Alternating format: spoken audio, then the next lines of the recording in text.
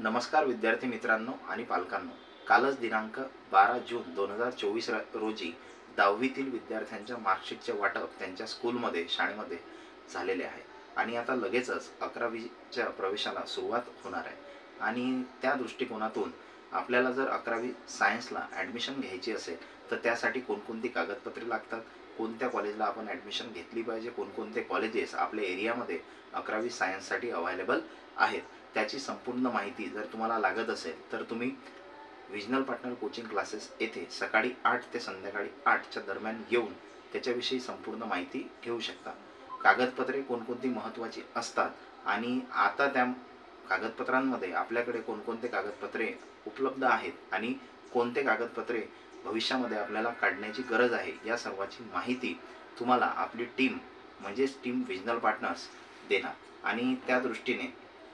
तुम्ही अवश्य क्लासला भेट द्यावी ही विनंती। आणि ज्या विद्यार्थ्यांना 11वी सायन्सला जायचे आहे पण मार्क्स